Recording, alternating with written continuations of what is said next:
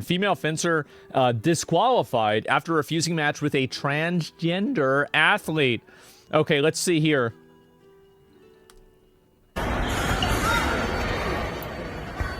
Taking a knee. You know, there is a member on the board of directors here who supports me, and there is a policy that acknowledges me as a woman, so I am allowed to fence, and you will get black carded, is what trans rival Redmond Sullivan told Stephanie Turner, I who guess took a knee in protest. After refusing to compete, Turner was issued a black card by fencing officials, which suspended her from the competition. The controversial decision has sparked outrage on social media among users left dismayed by a female athlete being punished for choosing not to line up against a biological male. And this is also like, you know, fencing is it's a direct, like, it's different than, let's say, I don't know, like tennis, right? Or like basketball in a way, because like in basketball, you're playing against the other player, but like having a, like, physically interacting with the other player is not the win condition, whereas in fencing it kind of is, or track, right? Yeah, this isn't track and field. Well, actually, I mean, y'all remember that bong, like that shit. I guess maybe track and field is a physical sport now, right? Or at least it is in America. And anyway, it's like what I'm saying is fencing is a combat sport, right? And so that's what's so crazy to me about this, is that this isn't even defined. We'll listen to it. In an exclusive interview with DailyMail.com, fencing star Turner revealed she has been scared to reach out to USA Fencing with her concerns, given the pro-trans views of high-ranking officials within the governing body. I don't even want to reach out because if I do, then I won't ever have a fair bout in my life. This is what needs to happen, is that the other people that are competitors need to support her, because it doesn't really matter what the administration thinks, but if you have a bunch of people that are refusing to compete, then there's no, like, how can you be an administrator for something that's not happening? Well, then your job disappears. So, right? Yeah, and so that's what they need to do. I mean, more than anything. So yeah, I watched the interview on Fox. It was on yesterday. Yeah, I'll look at it in a minute. So Fox interviewed her after this happened. Isn't the point that gender is arbitrary here? Like, it really doesn't matter? Well, I'm going to assume, like in every single other instance of physical expression, that actually gender does matter and men come out on top. Yeah, I'm just gonna guess that because of, like, literally every single other one. Maybe I'm wrong, but I feel like I've got to, you know, like, if you want to bet on one or the other, I bet what it's going to be. And so, yeah, there you go. Anyway, let's go back here. Reaction speed and reach is my guess. Well, let's watch the interview first. Be interested in a female fencer stands up for fairness in women's sports. Yeah. She did it by taking a knee and refusing to compete against a biological male at a tournament over the weekend. The referee's response, a black card, the sport's most severe penalty, which means expulsion from the tournament. Let's bring in the athlete at the center of it all, Stephanie Turner. And Stephanie, thanks so much for being with us. We really appreciate it. Thanks for having me. I don't know how you can reconcile the fact that you have gendered competitions in fencing, but you don't want to have gendered competitions in fencing for this. I don't understand this at all. How does this work? Like, what's the thinking here? Well, I guess there isn't any. So this was an Olympic qualifying event. My understanding of it is. This was something that you had prepared all your life for. It wasn't an Olympic qualifying event? I'm sorry. I had heard that this morning. No, it wasn't. It was an important event, though. And this is something that you've been preparing for an awfully long time. You decided that you were going to take yourself out of the tournament. What was the thinking in leading up to the decision where you took a knee? Right. So this was actually a regional tournament held by the USFA at the University of Maryland. So it's a competitive event then, right? I mean, because, you know, we're not talking about like a practice or, you know, training or sparring or something. This is a competitive event. Part of my pre-competition ritual is to check the online registration to see who is going to be there and just double check my check-in times. Yeah, that would make sense. On the registration list, I saw Redmond Sullivan's name listed there, and I recognized this individual from a previous Redux article that had been written stating that this person was a man who had previously competed on the men's team at Wagner and was now competing as a woman within the USFA. Yeah. So that seems interesting. From that point, I just got really disappointed with the USFA and with this tournament, and I just felt like at a loss. I'd already committed so much money to it and training hours, and I was literally looking forward to this. I do this tournament every year. Yeah. I think this may be like my 10th year in a row doing this tournament. And I just got really sad and I started crying because this was like the last thing I wanted to deal with in my competition. So at one point in the video, when I we went see there, yeah. we see you take a knee, and then the official comes over. What did you say to the official at that point? So the official came over to me and asked if I was still. So they compete in the men's team, then the women. Sounds like it's not fair, and the guy was there to beat up on women.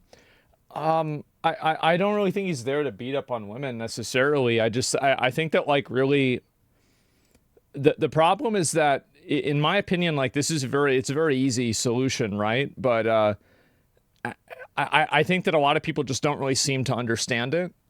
And it's crazy that like a combat sport, there's even any debate on this, and like the Association for Fencing even allows it.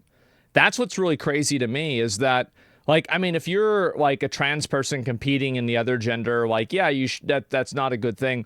But like, really, I mean, it's the people that are letting it happen are the ones that are really at wrong. Refusing to fence. It's insane. Yeah. And I said yes. Oh, and you're talking about initially, Yes. or when I got the black card? No, initially.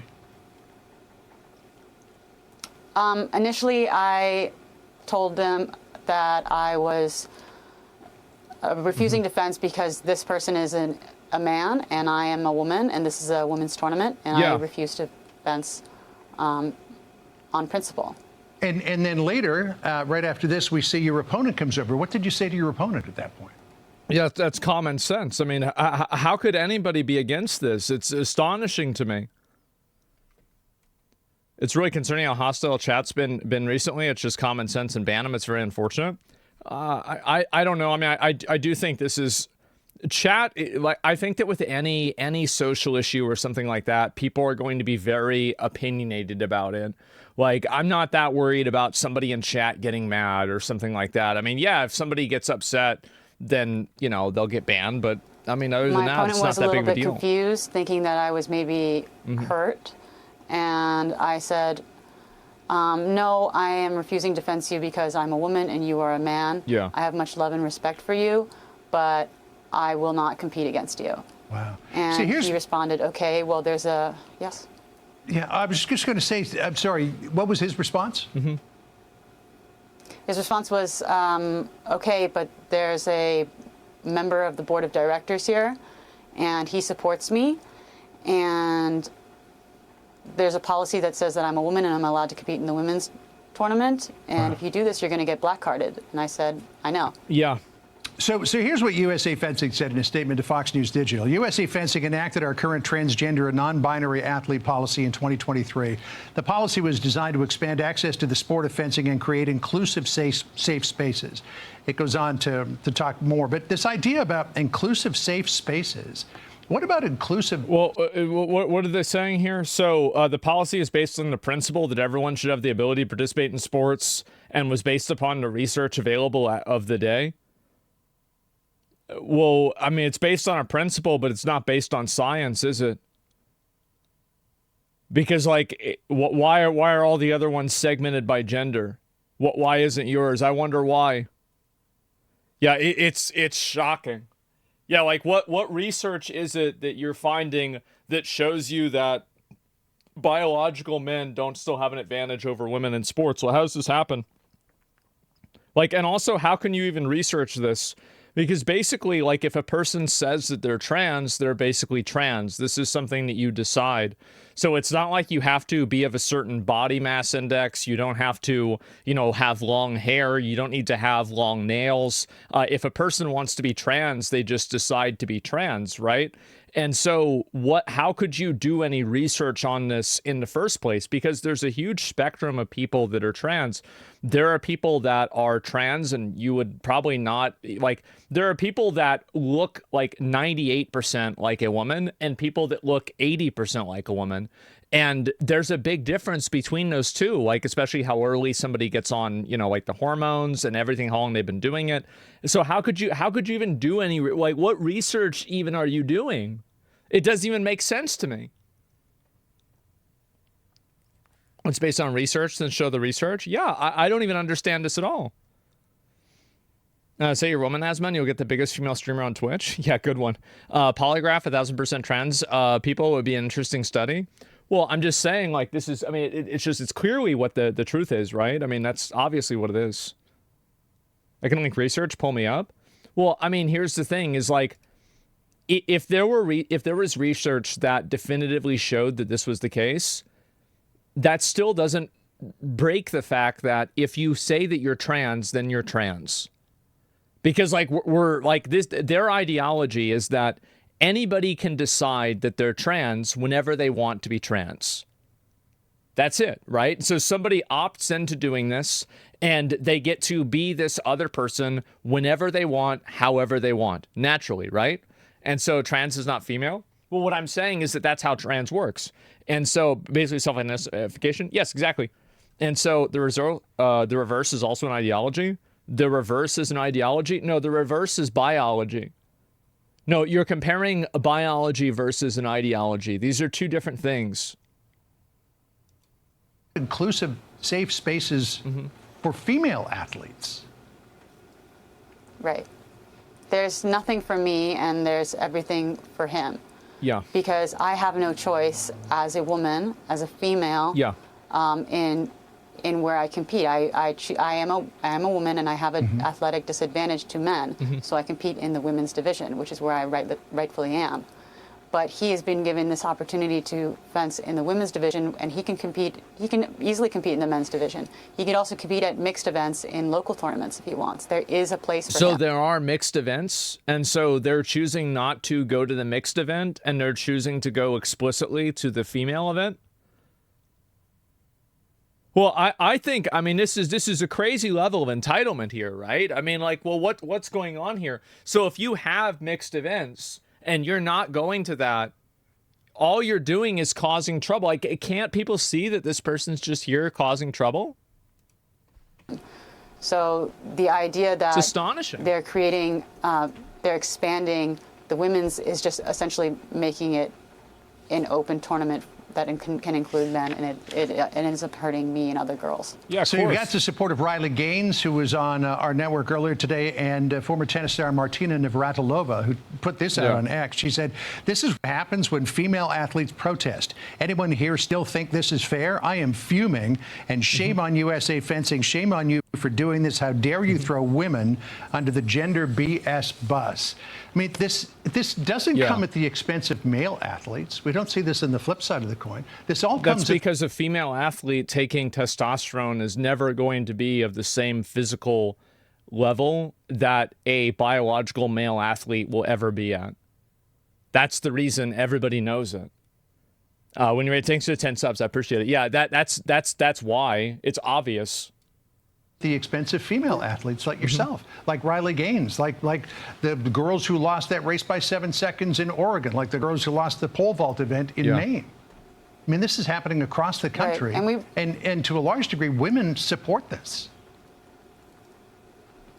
Well, women support it because they're primarily not participating, and I think that people support social causes like this because it makes them feel good. That's the reason why. Most people are not supporting this out of any sort of like logical foundation. They're not supporting it out of any sort of like thinking or like what's best for the most people. They're just saying that this is a good thing because this is what they think they're supposed to say. That's really the only reason they're doing it. Right, it's happening in every sport and at every level, and there's really no option to go around this when there are extremists who take up positions within the authoritative body of the USFA. Yep. So I have very little option other than being forced to fence. And I have gone down other pathways, like back in 2023 Summer Nationals, I just didn't sign up to fence in the Div 1A women's foil because there was another transgender person that I'd recognized in that tournament. So, I mean, I've avoided it as much as I can, but at what point do I have to just avoid all tournaments altogether because there's going to be somebody who's trans there? It's a tough choice. As you point out, your opponent had two choices, could compete as biological male or could compete in the women's. You have the choice of competing in the women's. So, Stephanie, thank you for telling your story. We really appreciate it. That's crazy. That's crazy. I don't know how the fuck this shit happens. I really don't. We need more girls doing this? Yeah. I mean, like, the thing is that a lot of women just put up with this, and I don't think that they should. It's embarrassing that they're putting up with it. But, like, I mean, they're basically, like, voting to just have another woman get the shit beat out of her, basically, right? Or at least be at a disadvantage. That's it. And, yeah, it's crazy. I thought Trump banned it already. Well, that's in schools. This is like a national league or something that's separate. That's not directly with schools. So Trump banned it inside of like high schools and middle schools that are publicly like public schools. But that's a very different dynamic than what's being discussed here, because this is a separate event. So, yeah, I hate this. I do, too. And I feel like a lot of people do. And good for her. Yeah, exactly. It's insane. The winning move is not to play. Yeah, and I think that if more women are willing to, like, speak out against this and, like, actually not just kind of go along with it, because I think that's really the problem, is that a lot of people just go along with it. And in the process of just going along with it, you run into a lot of problems. And I think that's what's been happening already. You have to think there's probably trans athletes that only do mixed events and male events, and this causes disdain and hatred against those people. Well, I do think that's true. Why is it that you as a trans person are unwilling to accept the biological reality that even if you take, hormone treatments, even if you get surgery, you are still going to have some biological advantages that the male body simply has organically. And so why don't you just play on the mixed team, right? Why don't you do that? So, yeah, I don't know what to say. National qualifier is a league. There's enough trans population to make a trans league, and co-ed leagues would obviously be bad. Well, they already said that they had co-ed events. And also, like, this is the way that I look at it. So if you have 100 women that are competing in a tournament, and one trans person wants to compete in the tournament, is it more important that you do what's best for the 100 women or for the one trans person? It's the most obvious trolley problem of your life. So and also, like, you have to understand that, like, why do women's sports exist? Women's sports exist because women need a segregated space because they can't compete against men. So basically, for men's sports are generally the sky is the limit, right? There's no law, as far as I know, that says that a woman can't be in the NBA or the NFL or something like that. But it's never going to happen because of biology. And so the difference is that women's sports exist by the definition of them being exclusionary.